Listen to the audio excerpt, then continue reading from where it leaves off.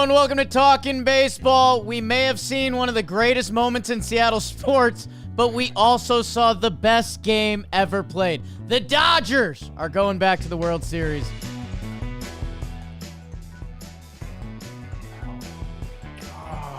Shohei Ohtani. Shohei Ohtani. Oh my God.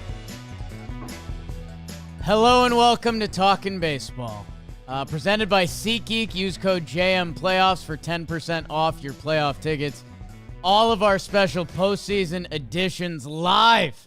Talkin' Baseball are presented by T-Mobile. However you stream the game, check stats, experience what just happened in LA. T-Mobile is the best place to do it. Head over to T-Mobile.com/network. I am Jake Storielli at Talkin' Jake. That is Trevor Plouffe on Twitter/X, real close to 100K follows. Are we going to get you there tonight, Big Daddy? That used to be a thing. People would be like, follow me or follow my guy on Twitter, baby. Yeah, I think we should get me there tonight. Okay. I was tweeting my butt off. And you know what? I'm wearing sweatpants right now. I can't stand up, Jake. You know what that means. I know. What a freaking game, man. I mean, from the get-go, you felt like something special was going to happen. Ohtani wasn't having fun out there. That was like the difference that I saw in that guy tonight, was he was mad or determined or I don't know, like he was doing something different tonight. And my goodness, dude, I don't know what there is to say, Jake. Everything the man has ever wanted to do, he's done. He wanted to win the WBC, and he told his coach that years ago before it was even a thing, and he did that. He wanted to win a World Series. He did that last year. He's pitching and hitting, and Brian Anderson's call at the end of the game, he might have just had the best game ever played by a baseball player. That's unreal, man. I believe it. And, I think a lot of people have been saying that for a long time. I've been saying it for a long time. CC Sabathia has been saying it for a long time. Shout out my guy, CC. You don't have to be friends with me, but you're nice to me. That's nice. Like that. But what we're seeing, Jake, is just something that it's not opening the floodgates for anything. Like, this isn't going to have, we're not going to have another Shohei anytime soon. And I want to keep hammering that down, because people are like, oh, now there could be two-way players. Like, no, there can't. There's already been many people who have tried this. You know what? I'll say this. I pray that we get another Shohei. Every night I'll pray for that. It ain't going to happen, dude. It's not. This guy is a one of one. He hits the ball harder than everybody. He throws the ball harder than everybody, and he runs faster than everybody. I don't know what I'm at a loss for words. I was sitting there on my couch today just being like, what the fuck is going on? Okay. Earmuffs. I guess, you know what? I was going to call you out and say maybe use your power of prayer for something else. I'll join you. Let's get another. Screw it, because it's never been seen. We never thought it would be seen. What would you like me to use my prayer for? I don't know.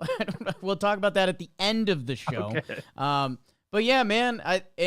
Hey, a quick mini apology to the people of Seattle who have a switch-hitting catcher with one of the biggest butts to ever play baseball that helped save their season with a game-tying homer, and then a Venezuelan man with hair like Lord Farquaad and a bunch of piercings who might have just renamed sandwiches the Gino in Seattle for the better half of the next 50 years. And they're going to be second on this program because of what just happened in L.A. Insane spot where our beautiful game is at. Thank you for everyone that's supporting us. The numbers are going crazy. Baseball's back, and all it needed was a giant in New York City, a catcher with a big butt in Seattle, and, oh yeah, Babe Ruth reborn as a handsome Japanese man. We got 3 of the 4 corners of the United States covered. Where is the bottom? Southeast, where you at? Is that Ronald Acuna? We need Charlie Morton to come back. I don't know. Nick Castellanos is a Marlin? Let's go. Trade rumors coming up at the end of the program. Trev, let's get into the games because it's insane.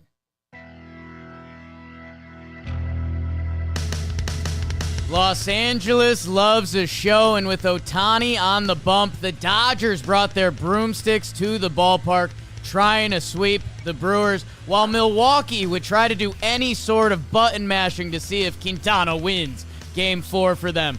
How about the Ohtani? That's when you strike out the side and the top and you go ding-dong in the first. It is high tea in LA as Teo and Tommy drive in runs. It's 3-0 Dodgers after one. Bottom 4. Oops, he did it again. Ohtani spears another home run. It's 4-0 Dodgers. Ohtani's best game played. Thank you, sir. May I have another? 3 homers. Oh, yeah, 6 innings pitched, 0 earned runs, 10 strikeouts. The Dodgers and Shohei Ohtani sweep the Milwaukee Brewers, are heading to the World Series 5-1 final. Milwaukee fans, earmuffs. The standings for this series: the Dodgers 4-0, the Milwaukee Brewers 0-4. Coach, it was a sweep. I'm not bringing a broom out. I have one somewhere. I just swept my garage out today with it. Not bringing it out here because that's disrespectful. But the Dodgers disrespected the Brewers in this series. That was a butt whooping, Coach. It really was. I mean, there's people saying it was the most outmatched, overmatched championship series ever. I'd have to dig through the books to go through that, and I'll just let the nerdy olds do that, and maybe one day I turn into them. But it didn't seem like a fair fight. And hey, man, there will be. We talked about it a little bit beforehand. There's going to be ramifications from this series that we talk about in next year's Labor Pod. That's a little bit of BS. No, I don't buy into that narrative. No. You don't think it's going to be a massive headline? You're completely wrong if you think that. I think you're right to say it's not right, but people are going to hold this over. Yeah, people, there is going to be propaganda out there. Yes. 1,000%. How is the parity in the other sports that have a salary cap? Let's not get into this. Let's not get into it. We're going to have plenty of time for this. Let's talk about, I say we start with Shohei. Good first inning. Pretty good first inning. 3 Ks and a homer. And, the first one was loud, Jake. I mean, we can go over his pitching. I'm not even thinking about the guy's pitching right now, which is crazy because he struck out 10 people in 6 innings and, just looked like his dominant self. The first homer was an absolute seed. And I was like, this guy's back. You knew it was coming. He's hit one off Quintana before. I believe it was last year when he was on the Mets. You're like, okay, that's a bomb. That's awesome. Cool to see. It always sounds different coming off of his bat. His swing is just, I don't know, man. I'm not a biomechanics major, but it seems like it's pretty fundamentally sound. Things are working together. It's cohesive. When the ball hits the bat, it's loud. That's just my little brain working. I could have went to Stanford. The second one. What are we doing here? Coach, I've been a LA guy my entire life.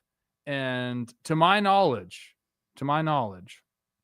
it was always Mark McGwire, Giancarlo Stanton. I believe it was Michael Stanton at the time. And now Shohei, the 3 guys to hit one over the pavilion. Someone on X put this out there. Don't know who it was. Love the idea here. He's like, we need more monumental things in stadiums that you can hit the ball onto. McCovey Cove is awesome in San Francisco. The pavilion at Dodger Stadium. I like Utah Street and Camden Yards. We need more stuff like that because when someone hits one, you're like, shit, this is what he did. 100%. Totally agree with this guy's point. That was, to me, as a kid from LA, it made me, I don't know, I was so happy. 100% agree that we need to be hitting more landmark objects. And that Subway Takes guy, I love him. Addicted to him. He's all over my social media. Great. Yeah, man, I don't know. It doesn't feel real. And the thing I just gave Dalton this, the Dodgers bullpen having a blast. We're killing it. He was dancing in the background there. What's this mean? I think that's Vesia. That's Vesio comes in and pitches this game. That's sex. I don't know. I'm not gonna. It's just kind of cut and dry for me. The speech I gave Dalton, and we got Bobo here producing late night cruise on the East Coast. The one that always gets me, because Trev, it's okay. He's got legendary power, like you just mentioned him with 2 all-time historic power hitters to be able to basically leave the stadium. That's insane. Okay, so he basically throws as hard as anyone, and he's one of the best pitchers in the sport. Okay, we've taken our time to process this. He's also one of the fastest guys in the sport. It's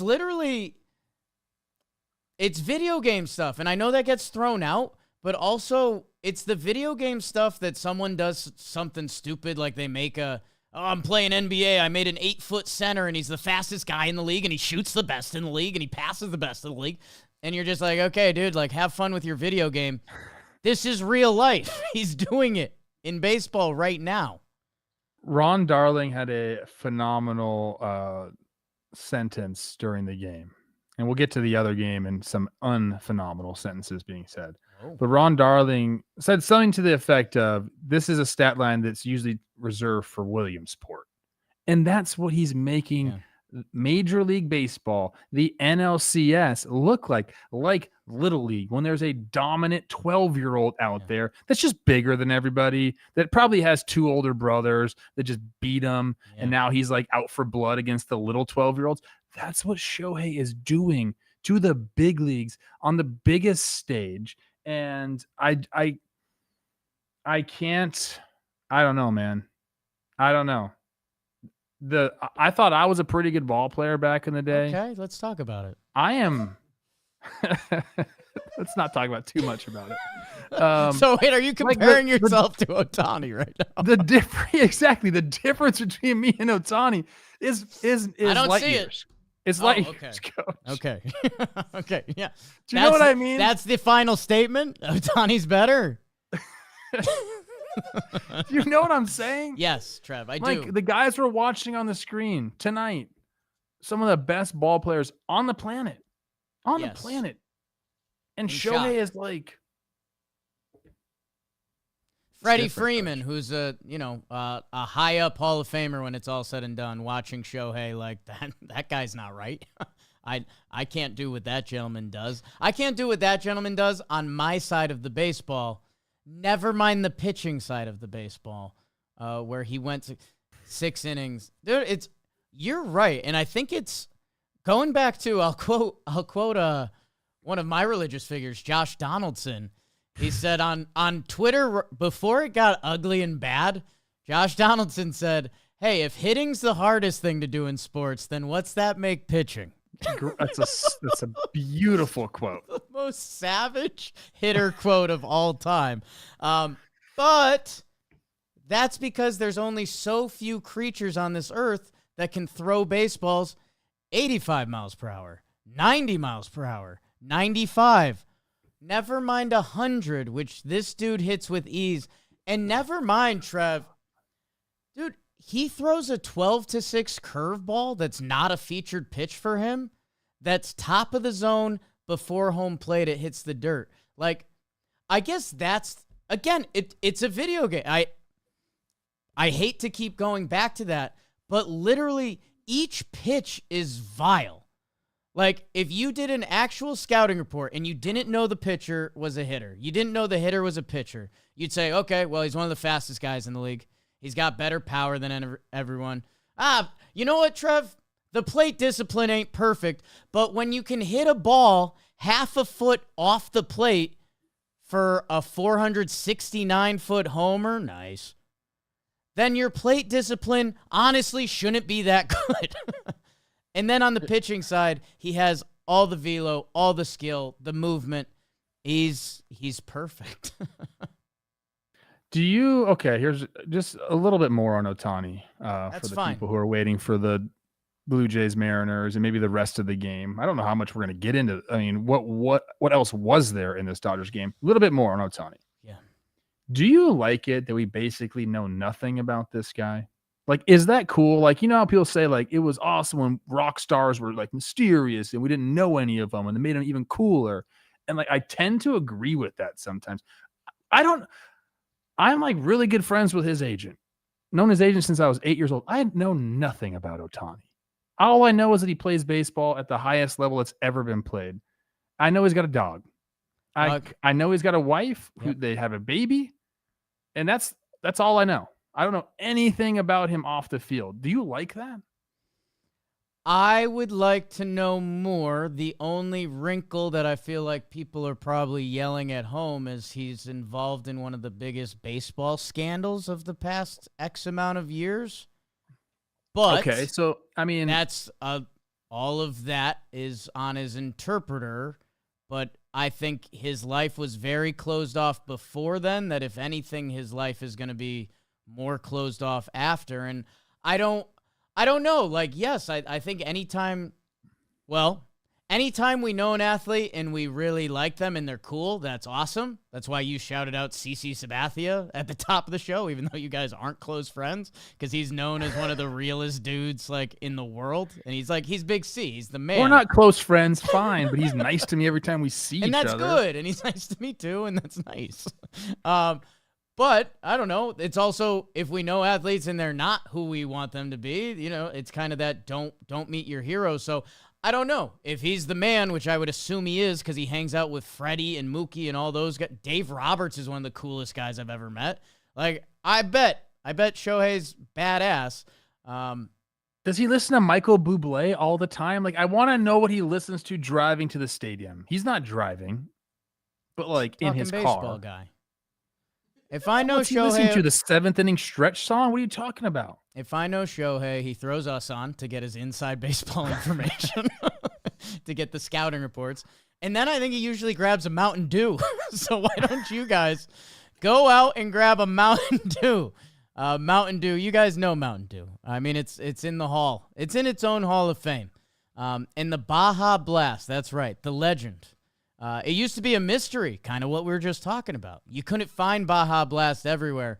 Well, guess what?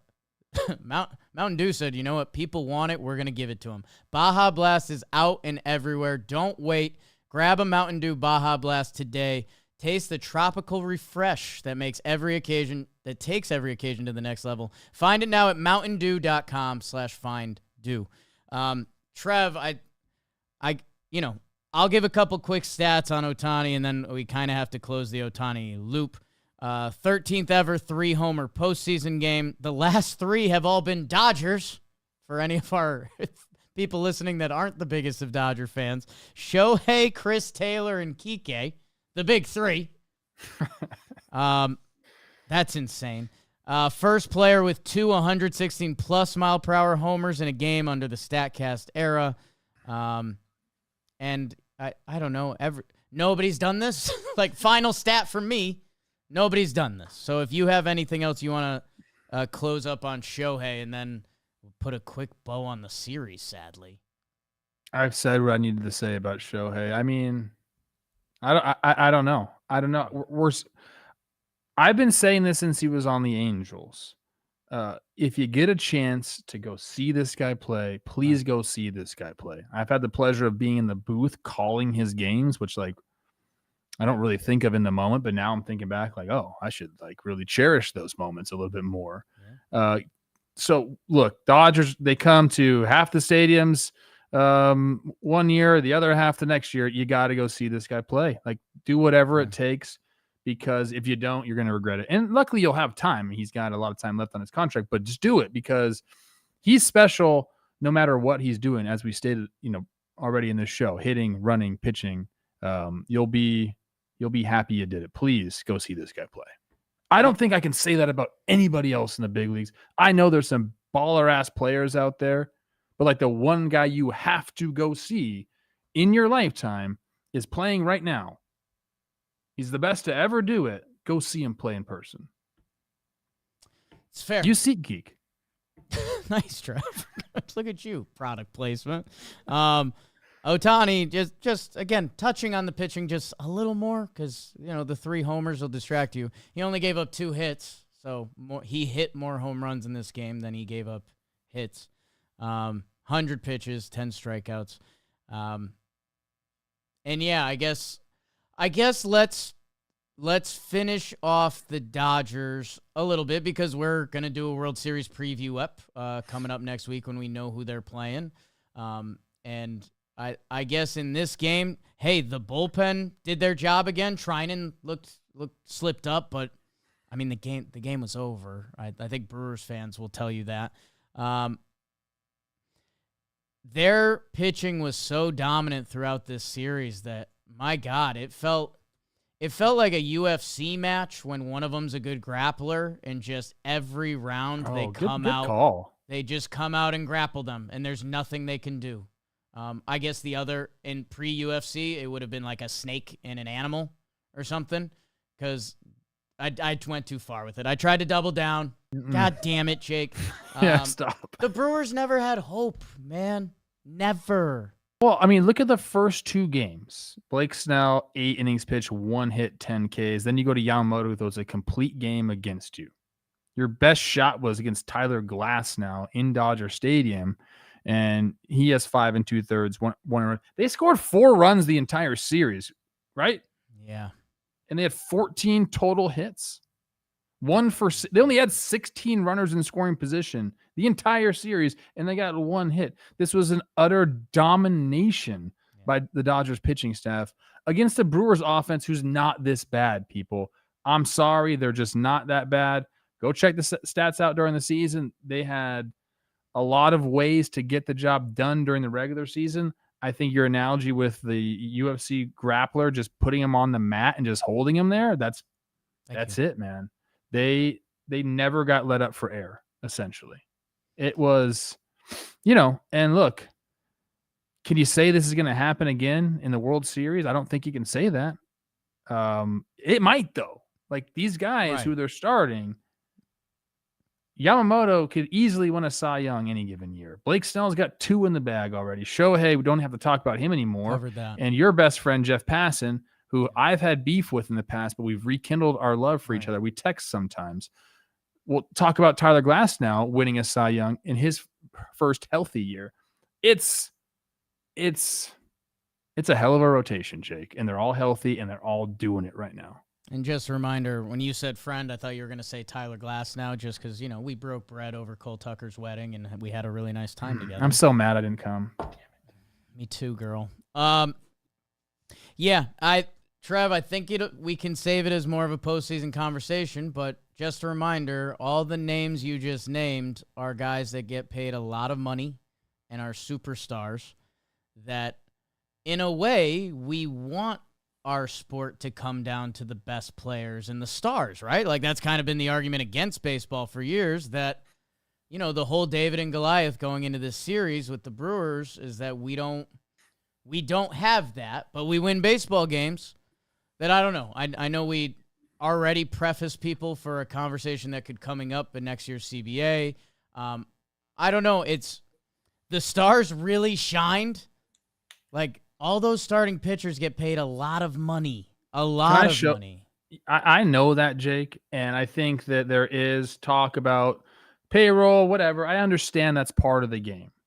But I don't think that's where the Dodgers have really struck it big, because there's a team out there that's spending more than them, that can spend more than them. It's one of the richest owners in all of sports. Yeah. Do you know where they have succeeded tenfold, 100-fold, 1,000,000-fold over every other team? What's that?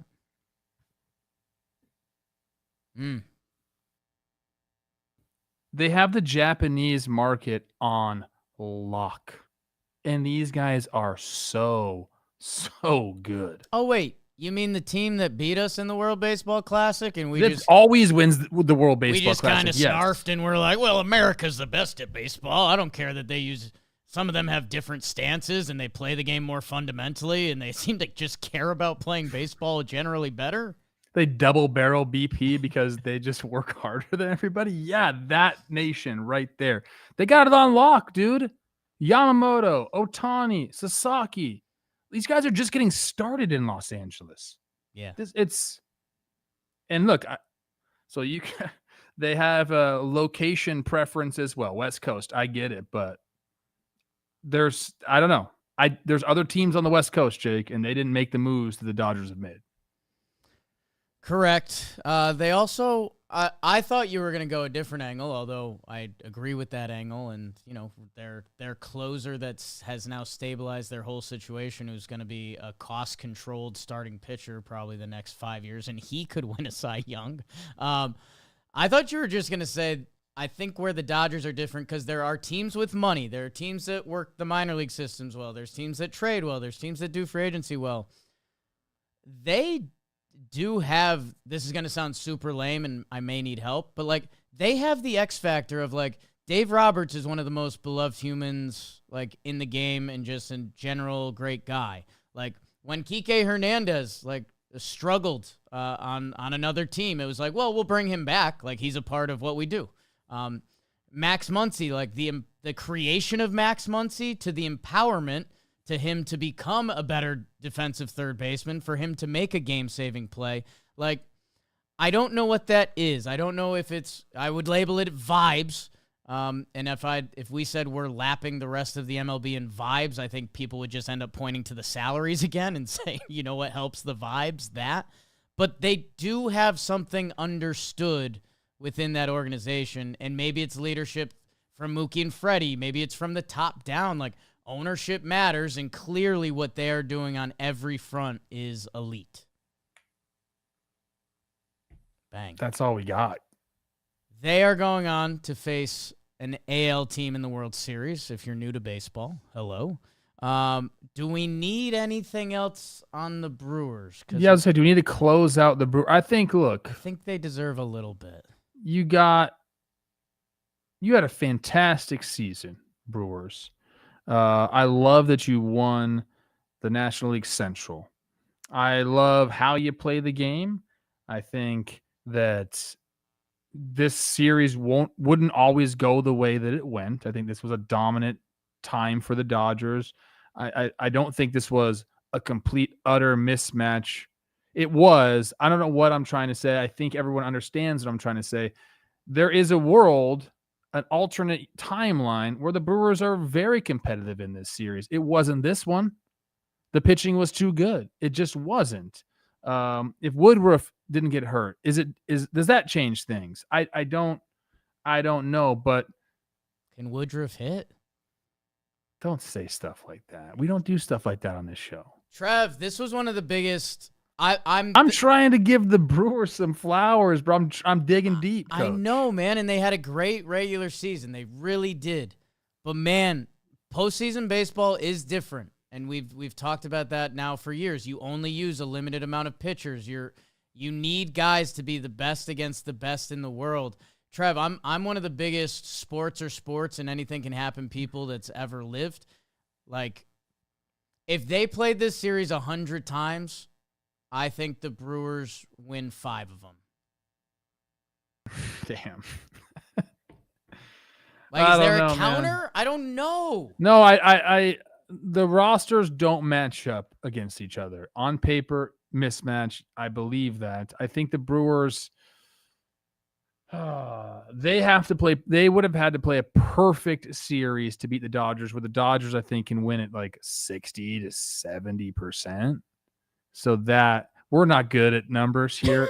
Definitely not percentages, but you know the gist of what I'm saying here. They didn't play perfect baseball, and they needed to get the job done.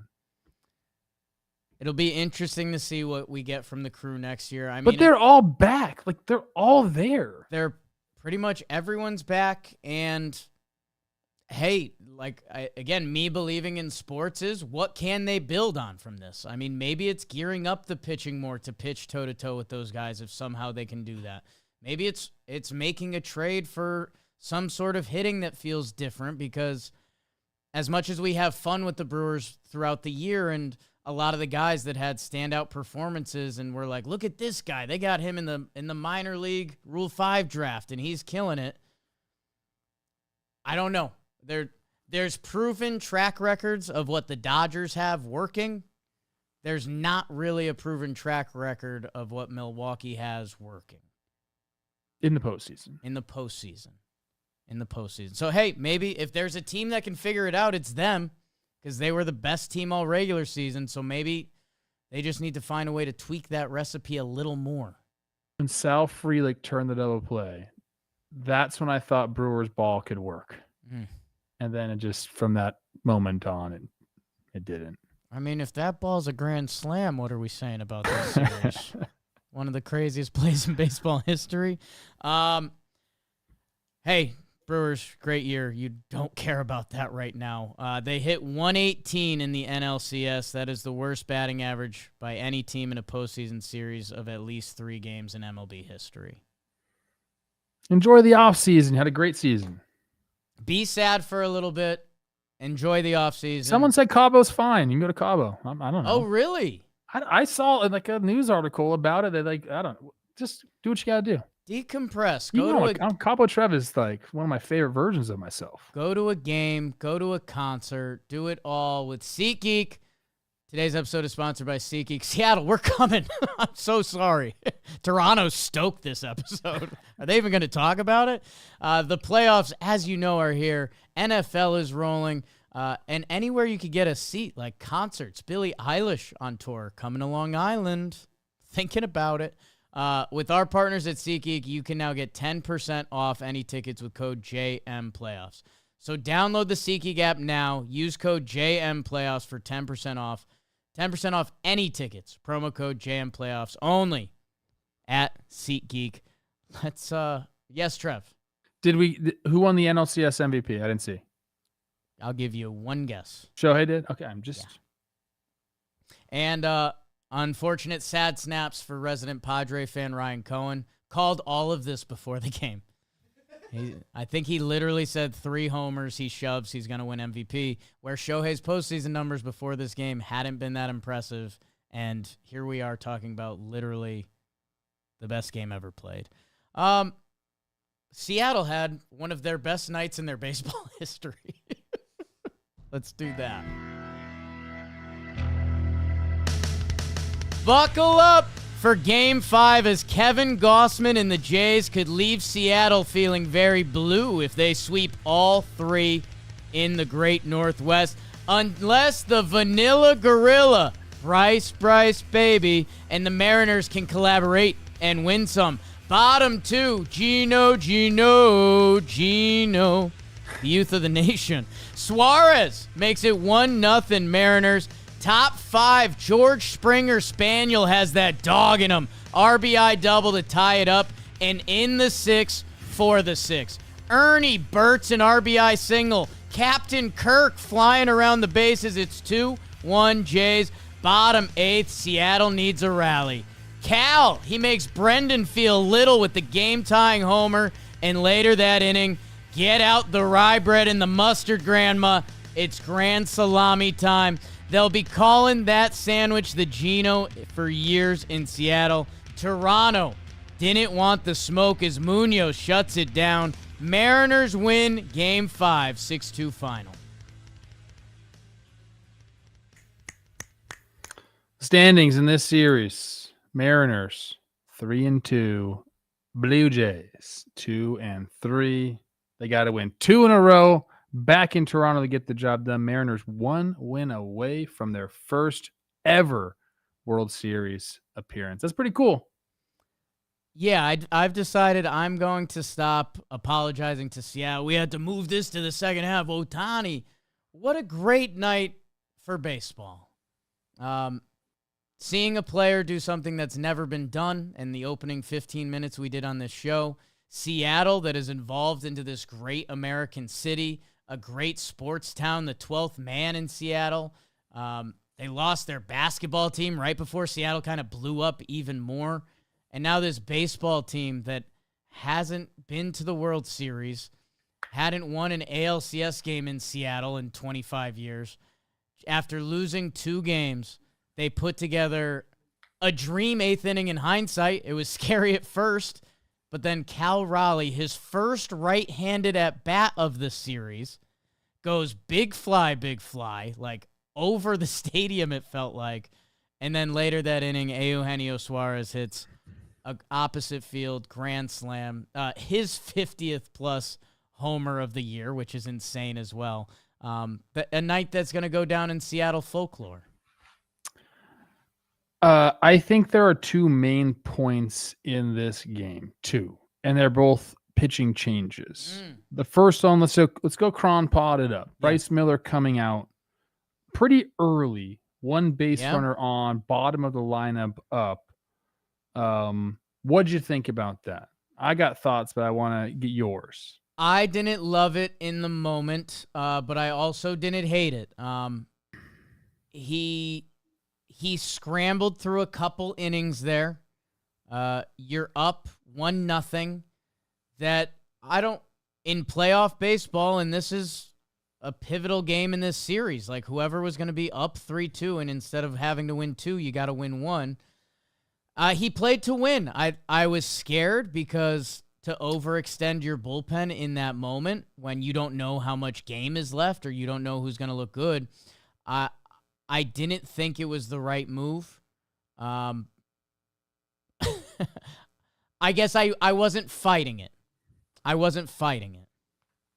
had a very similar reaction where, look, the bottom of the lineup had been doing things, especially the last couple of games, and I didn't mind taking him out. I don't know about going to Brash there. I think I put in our text like something about 2-pitch guys. And he's like primarily slider, so you know what you're going to get with him. That kind of scares me a little bit with a runner on. Like if you bring him in a clean inning, I like it. But with a runner on, and I just feel like for some reason I didn't think that was the right guy to go to, but I didn't mind the move because there was some walks, and like I said, the 8-9 hitters, I care. Say what you want about him. If you're, I've heard you guys bash him a ton. Okay. Maybe you've been okay. Been okay. A lot of Yankee fans have. Thank you. He's been getting the job done this series. A couple nice knocks at least, and then Jimenez has been like a god the last couple nights. So I didn't mind it. The other one, he ends up giving up a run. The bullpen does their thing for the Mariners. But the other one, which I think is the big one here, is Brendan Little coming in. Every single Blue Jays account that I followed immediately was like, what's this guy doing in the game? And I'm reading a tweet right now, so maybe our super producer can fact check me. Brendan Little's last 21 innings, 19 hits, 13 earned runs, 16 walks. And John Schneider the quotes were that he wanted to show that part of the lineup a little something different. Yeah. I got to disagree, John. Didn't like that one. Dan Wilson, I think he made a gut check call and was like, look, I see the phrase coming and I want to stop it before it turns into a rip. I think that's what he did. Schneider went for like the kind of call and it backfired, man. All 3 batters reached base, Cal with the big homer, and they had a big, 8th inning because of it. I think that move alone right there, it obviously costs in the game. Does it cost in the series? I guess it's yet to be seen. It's really tricky with the way we use bullpens now because Brendan Little had, I think it was 78 regular season appearances when we were live streaming. Like everyone in the room's eyes lit up and they're like, whoa, that's every other day, pal. And yeah, who knows when you bring up some of those stats, what effect does that have on him at this point of the season? Part of me gets the thought process, like, what are the chances? Hey, he wasn't also going to see any left-handers. So you don't love that, and I think because of what Wilson did with the lineup, he puts Polanco behind Rowley. They switched Julio to the top. Like he was going to see right away 2 right-handed batters. Well, and Trev, I'd like to say, and I'll tell the people earmuffs for a second, not cursing, worse, Yankee stuff. One of the secret part of their dynasty, Jorge and Bernie being switch hitters, it messed up your plans because whatever they were then at the advantage. So Cal Raleigh and Polanco are doing a version of that, especially this postseason, that, he had to shoot someone. And if you don't know that baseball term is also used for putting someone in the game. He had to shoot someone from the bullpen to go out into the game. And yeah, man, I don't know. I guess the counter to that is who in the bullpen screaming up off the page. I agree with that. I will agree with that. I don't think I think that's been tough for them. Like, Dominguez, I think he's obviously I would rather have him in the game than probably Brendan Little at that point. And Hoffman and Varland's had trouble with the long ball, and he's looked good and looked bad. Like, there hasn't been anyone that's come out and said, give me the fucking ball on the man. There just hasn't been that for the Blue Jays. Their starting pitching has, but the bullpen has not been that way. So I do agree there. You're kind of damned if you do, damned if you don't. But that decision to me was very interesting. Trev, I have another in this game as we chew through it. The run that gives Toronto the lead, and someone in our live chat was like, Jakey, you're getting a little smolty on me with some of the, too many of these shows I hop on the mic and I'm talking about old school baseball and it used to be like that. And I get probably too passionate, more passionate than I should. But it's because I'm passionate about it. Dude, what could have been the game-winning run in this game was Alejandro Kirk scoring on a single. He hadn't done that all year. He is one of the slowest men in the league. I think he was 11 singles had been hit, and Alejandro Kirk had not scored from second on one of them. Ernie Clement, a.k.a. Mookie Betts, slaps one into right. Dominic Canzone gets the ball while Kirky's rounding third. Trev, if he puts it anywhere near the plate, this is a comically bad send. We're using that stat the other way. Yes, Trev. I have been so mad. He's not going forward. He's going side to side and slightly moving forward. It's a unique body. Trev, if this throw is anywhere in the circle around home plate, the cutout circle, the man is out by a mile, and we're yelling at the third base coach right now. Instead, he scored what could have been a game-winning run in a postseason game, and it's because the throw was nowhere close. It's throwing a baseball. If you sail it and the ball slips, I get it. If you spike one in the dirt because you choked it, I get it. Trev, that's 30 feet up the line. He needed to take his time, and he ain't doing that. Not in a playoff game. He's going 1,000,000 miles an hour. If he would have just you got to think about who's running, and you have to really put that in your mind. That's why they always say, like, you got to know where you're going with the ball before the pitch is thrown. And you do. Baseball players do that. Every single pitch, you're like, okay, ball to my left, ball to my right, charging the ball, like, where am I going? You just instinctively do that. You played so many freaking innings, it just happens. Right here, he has to tell himself, Alejandro Kirk on second base, if I get this ball, I don't have to go like 100% on it. Like, I need to get a good, accurate throw. He did not do that. So I saw your live stream take on that, and you're like, it really makes me mad. Major league outfielders. Look where Cal caught that ball. This is the CS. This is to go to the World Series. I don't know, man. Do you want to stay on the old school baseball takes just real quick? Because I don't absolutely. Like, look, the broadcast here was insane. Okay, the shit they were talking to Eugenio Suarez. And don't clip this, social media team, please. You already retweeted my thing. You didn't want that. It's fine. John Smoltz one day is going to be like, hey, you piece of shit, I would have struck you on 3 pitches. I'm like, I know, John. Yeah. But you still shouldn't have said those things about Eugenio Suarez. He kept saying he's got one place you can pitch him, and he takes the same swing no matter what. I'm like, dude, this guy's got 325 pumps in the show. Yeah. And I love that he went up top twice, and one was a game-deciding grand slam. Like, that to me was awesome. And they still were talking crap, man.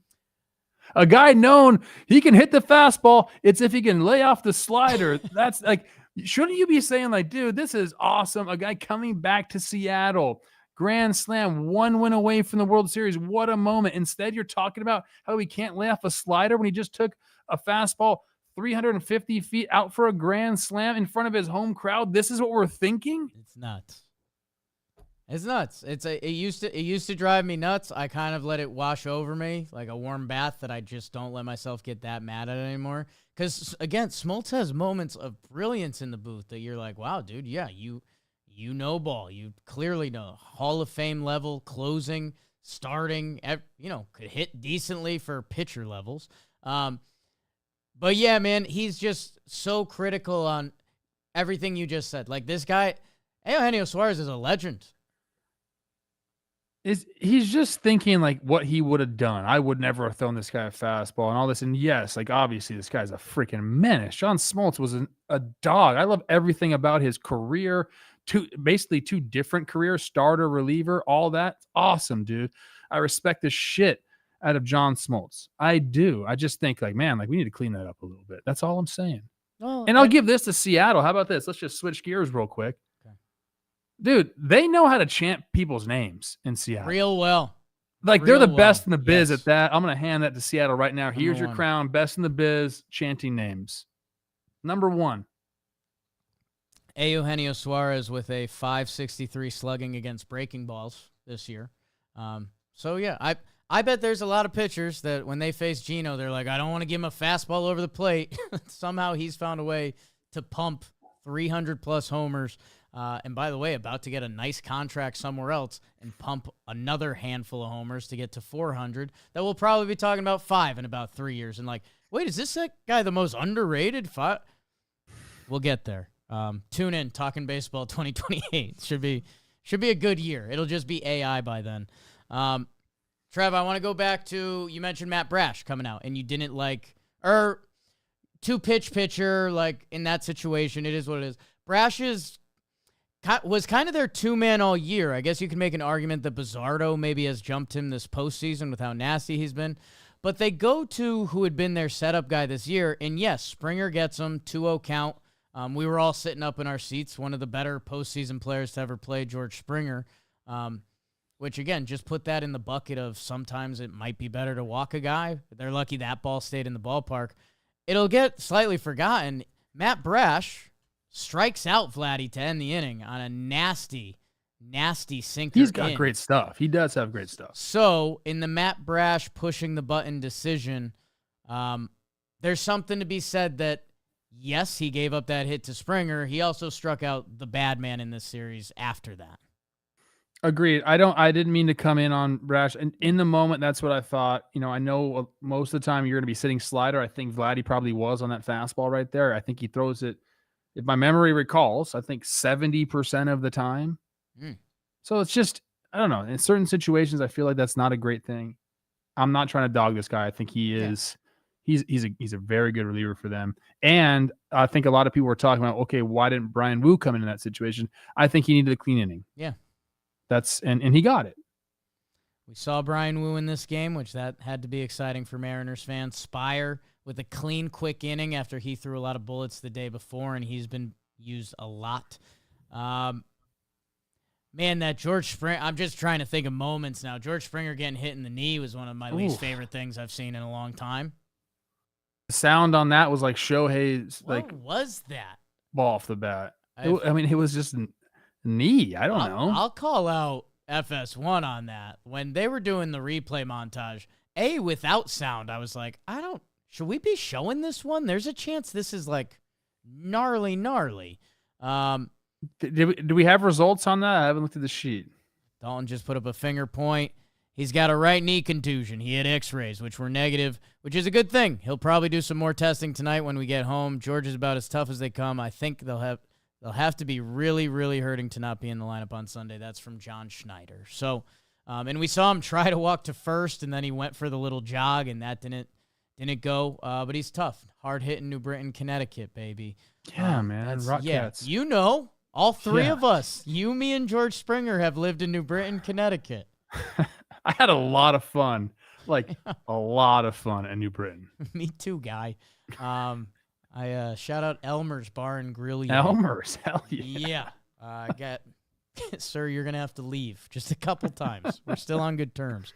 Man, that was tough as he tried to stay in on that. And yeah, I couldn't believe they just played the audio only cut. Like, get that out of my face. They basically said earmuffs. They pulled it us on the show. They did. Okay, you know what? I respect it. What do you got on Mariners shuffling the lineup? Is this Dan Wilson being like, all right, like trying something and it working, right? Like you got to keep it this way. It was funny. One of Dalton's first notes, Julio leads off for the first time since the summer. Gino homered twice and Cal homered once. Those are the two guys that didn't move their lineup spots. I don't know. Do with that what you may. I don't know. I'm a fan of pushing buttons in the postseason as long as you're not pushing it just to be ran. Like you talked about with Brendan Little. That was a little bit pushing the button to just hope something happens. Like moving Julio up to leadoff, I don't have an argument against that. Like Polanco in the middle of the lineup, yeah, sounds good to me. They've used 100 different lineups this year.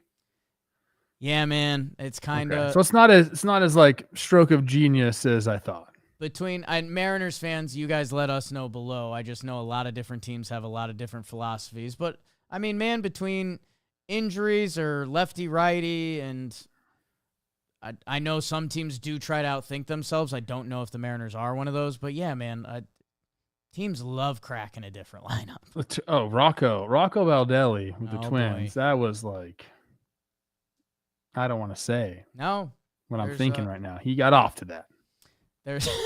So I guess I did say it. So I guess he did say that instead. Imagine what he didn't say. Crazy. I guess what else from the game action, Trev? Gossman looked good. Thanks.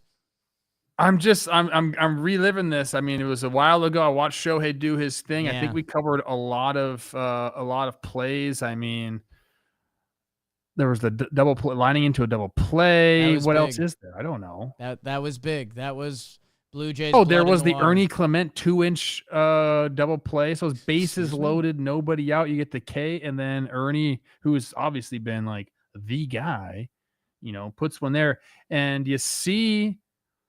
It used to piss me off when grounds crews did this, and I'm not saying they did this on purpose or anything like that, but a lot of the times that portion in front of the plate, they'll sop that thing full of water, especially if there's a guy that throws like the Tigers used to do this all the time.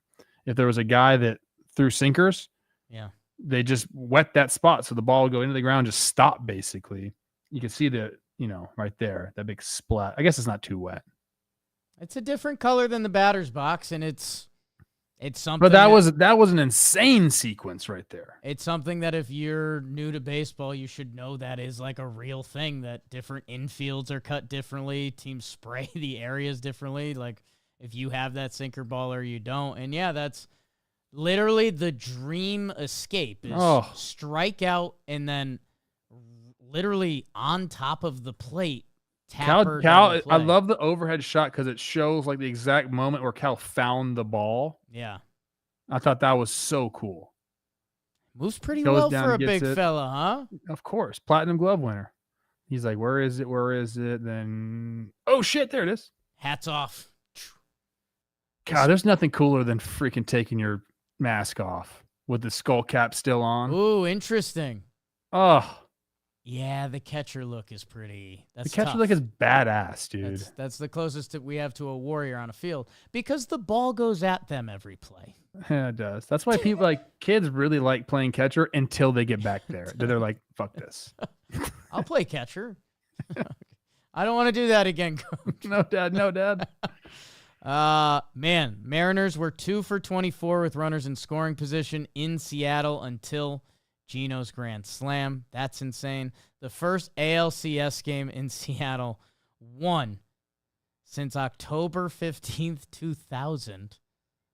I had just turned 10. Okay. I forget what I was doing that weekend. Vladdy, since... What was that? I was going to say, our guy Bobby Galls had a Ernie Clement 2+ hits. Got taken away from him. So that's fun. It's just unfair. It's an unfair sport sometimes. Bob? I got it back with the Raleigh homer. Hey now. Nice. Yeah. Oops. Hell yeah. Vladdy, since the series moved to Seattle, 7 for 11. Jesus. That one strikeout was the strikeout I mentioned before. Yeah, here's what I'll say before I guess we tee up the next game a little more for how. Oh no. What? Uh-oh. Chris Rose, he said we got to do a show tonight. We weren't going to do a show. We're doing a show, right? Woo! So one thing Chris likes to do, he does not like when like regional sports guys or any sports like commentator goes at a player, especially about getting injured.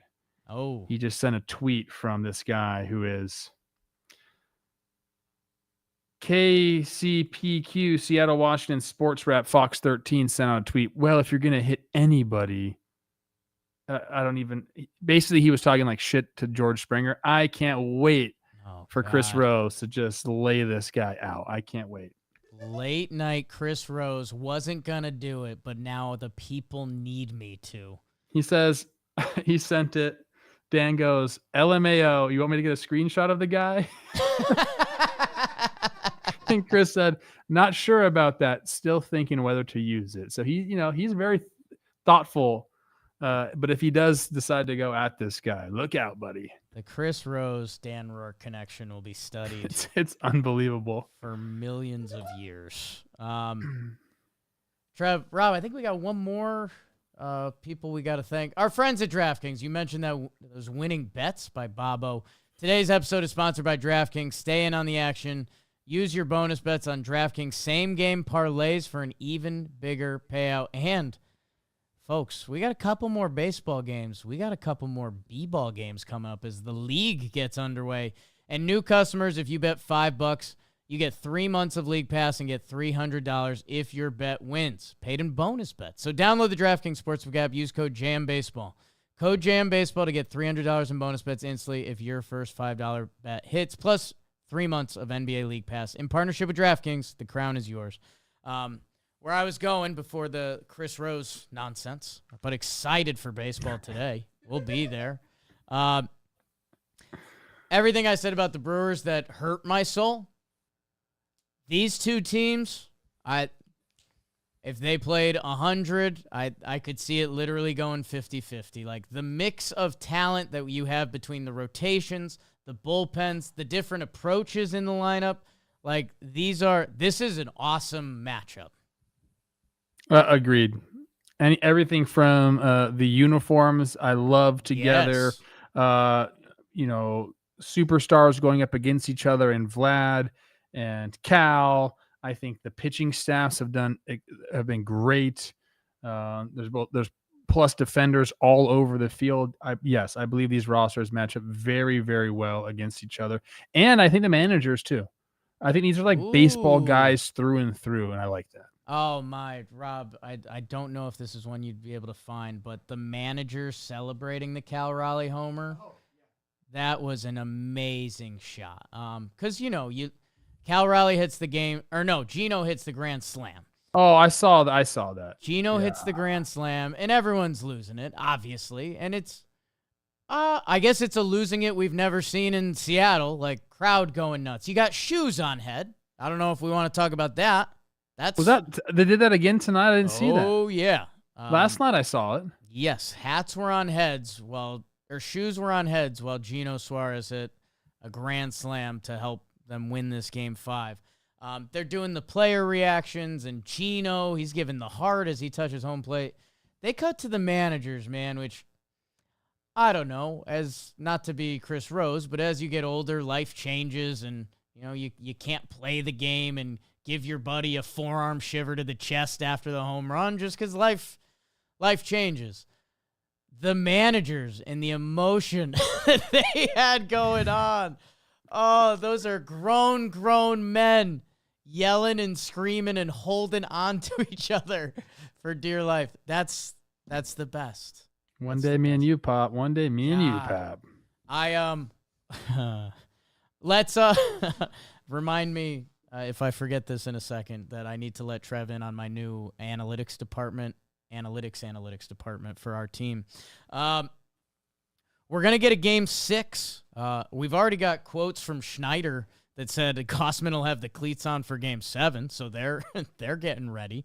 It's going to be Savage, the kid who threw no-hit innings against the New York Yankees, mentioned. And then it's expected to be Logan Gilbert for Seattle. They haven't mentioned it yet.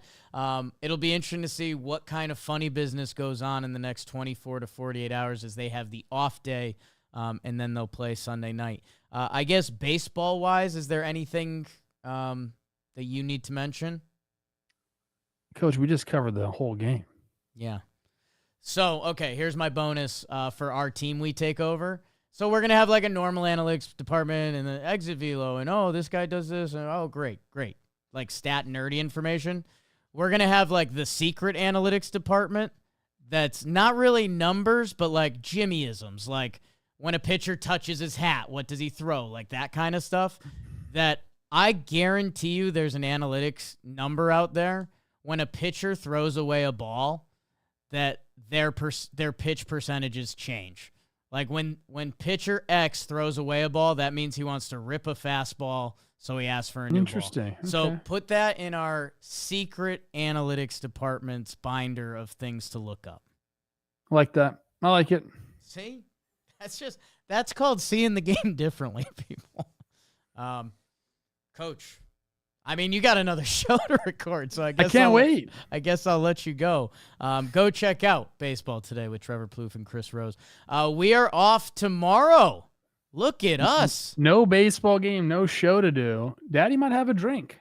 And then you've got to wear my whoop band. Been real good about it. I invite everyone to join me on this, like taming it down a little bit journey that I'm on. And then you've got I look great. Look at me. You look great. You've got a 6:30 a.m. football game on Sunday. Your guy Matthew playing in London. So look at that. We bought ourselves some time. He let me borrow his golf cart for the weekend. That's real nice of him. Wow. Mine's not working. I tried to get in there and fix it. Didn't work.